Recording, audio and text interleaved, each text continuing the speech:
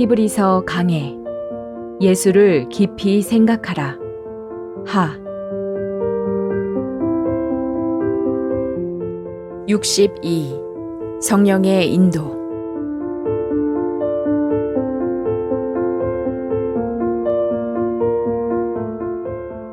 형제 사랑하기를 계속하고 손님 대접하기를 잊지 말라.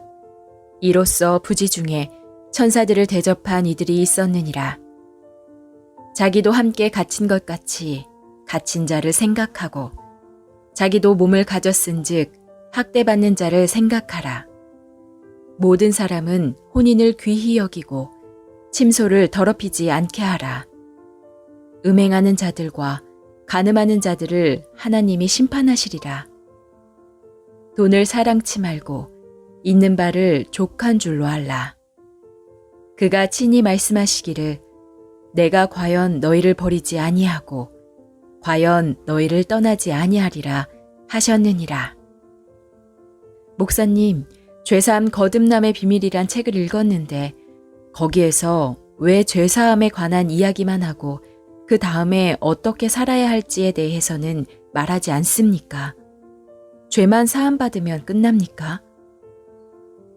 사람들이 종종 나에게 이렇게 묻는다. 그런 질문을 받을 때마다 마음이 안타깝다. 물론 죄사함을 받고 거듭나서 예수님과 하나가 되는 것은 참 중요하다. 그러나 그것으로 신앙이 다 끝나는 것은 아니다.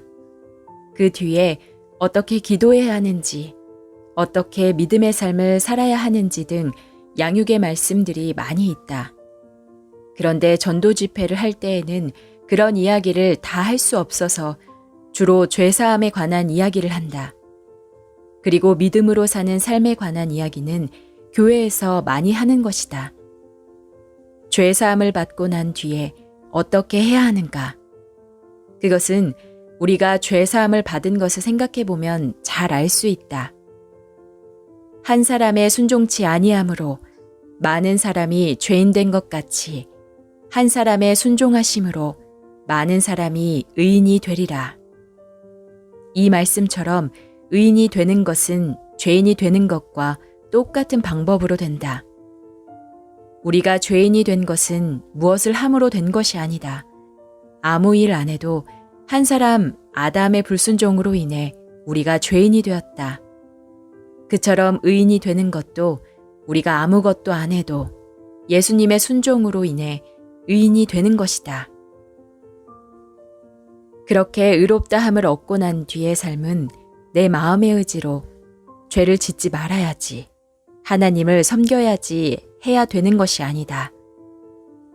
전에 악한 영이 나를 끌고 다니면서 나로 하여금 죄악된 삶을 살게 한 것과 같이 거듭난 후에는 성령께서 내 안에 오셔서 내 마음의 주가 되어 나를 이끌어서 하나님의 뜻을 행하도록 인도하시기 때문이다. 그런데 영적으로 어린 사람들은 어떻게 성령의 인도를 받아야 할지 모르는 등 성령의 인도를 잘 깨닫지 못한다. 그런 사람들에게 성령이 우리를 어떻게 인도하는가에 대해서 이야기하고 있는 것이 히브리서 13장이다. 요한복음 8장에서 간음한 여자를 돌로 치려던 많은 사람들이 떠난 뒤 예수님께서 그 여자에게 너를 고소하던 자가 어디 있느냐, 너를 정죄하던 자가 어디 있느냐 하고 물으셨다. 주여 없나이다 라고 대답하자 예수님께서 다시 나도 너를 정죄하지 아니하노니 가서 다시는 죄를 범치 말라고 하셨다. 그 여자는 어떻게 다시는 죄를 범치 않을 수 있는가? 전에 그 여자는 죄를 범치 않으려고 애썼을 것이다. 간음하다가 잡히면 돌에 맞아 죽는다는 사실을 알기 때문에 너무 위험하여 간음하지 않으려고 여러 번 각오하고 결심했을 것이다. 그런데 그 여자는 음욕에 끌려서 따라가다 보니 간음하는 여자가 되었다. 예수님은 그 여자를 서기관들과 바리새인들과 돌멩이와 죄에서 건졌을 뿐 아니라 그 여자를 끌고 다니던 음란한 욕망에서도 해방시키셨다. 그렇기에 나도 너를 정죄하지 아니하노니 다시는 죄를 범치 말라고 말씀하신 것은 그 여자가 죄를 범치 않으려고 애썼지만 불가능했던 옛날 상황과는 전혀 다르다.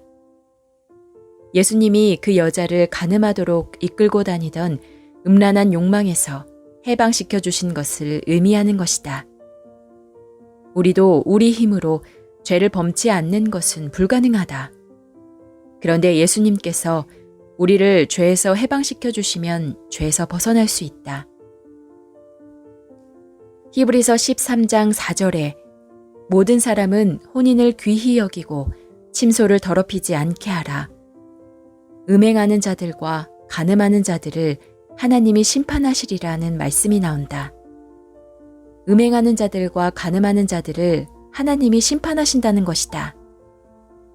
그런데 예수님은 내가 진실로 진실로 너희에게 이르노니 내 말을 듣고 또 나 보내신 이를 믿는 자는 영생을 얻었고 심판에 이르지 아니하나니 사망에서 생명으로 옮겼느니라고 말씀하셨다.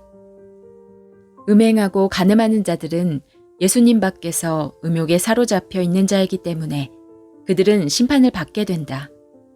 그리고 심판에 이르지 아니하는 자는 음욕 속에 빠져 있는 것이 아니라 예수 안에 젖어 있기 때문에 심판에 이르지 않는 것이다.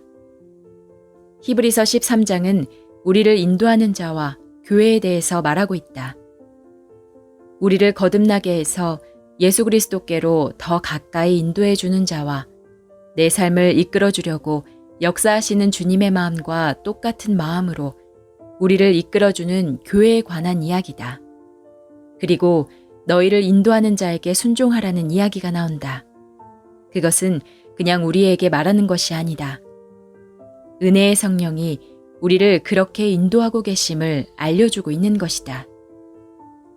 히브리서는 여러 이야기를 이어오다가 10장에서 죄사함을 받는 이야기, 11장에서 죄사함을 받은 후 믿음으로 사는 이야기, 12장에서 믿음으로 살지 못한 사람들이 어떻게 믿음으로 달려가는가에 대한 이야기를 하고 있다.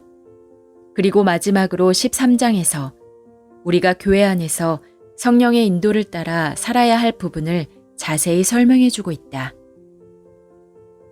히브리서 13장 5절에 돈을 사랑치 말고 있는 바를 족한 줄로 알라는 말씀이 있다. 성령께서는 우리가 돈을 사랑치 않고 있는 바를 족한 줄 알도록 손을 잘 대접하도록 갇힌 자를 돌볼 수 있도록 혼인을 귀히 여기고 음행하지 않도록 그리고 하나님을 의지하도록 우리를 인도하신다. 또 우리를 인도하는 영적 인도자와 거듭난 하나님의 종을 따를 수 있도록 우리를 인도하고 계신다. 그런데 아직 영적으로 어린 사람들은 어떻게 성령의 인도를 받을지 모르기에 그들을 위해서 성령이 우리를 그렇게 이끌고 있다는 사실을 히브리서는 계속 말씀하고 있는 것이다. 구원받은 후에는 도둑질하지 않고 간음하지 않고 살인하지 않으려고 우리가 애쓰는 것이 아니다. 사랑하는 주님이 우리를 그렇게 인도하신다. 여러 번 이야기했지만 구원받기 전에는 내가 죄를 짓지 않으려고 노력해도 되지 않았다. 그런데 구원받고 나서는 내가 죄를 짓지 않으려고 노력한 적도 없는데 내가 달라졌다. 나도 모르는 사이에 계속 주님의 이끌림을 받아서 자꾸 성경을 읽고 기도하는 나를 발견하게 되었다. 주님과 우리 사이에 가로막힌 죄의 담이 해결되고 주님이 우리 속에 들어오시면 하나님 아버지께서 우리 속에 살아계시면서 성령으로 말미암아 우리를 그렇게 인도하신다. 히브리서 13장은 그런 부분을 차근차근 이야기해주고 있다. 히브리서 13장 7절에 하나님의 말씀을 너희에게 이르고 너희를 인도하던 자들을 생각하며 저희 행실의 종말을 주의하여 보고 저희 믿음을 본받으라는 말씀이 나온다. 하나님의 말씀으로 말미암아 우리를 구원으로 이끌어준 주의 종들은 성령이 우리를 이끄는 것과 같은 방법으로 우리를 이끌고 있다. 그래서 그들의 믿음을 본받으라는 것이다. 그리고 히브리서 13장 8절에 예수 그리스도는 어제나 오늘이나 영원토록 동일하시니라고 말씀하고 있다.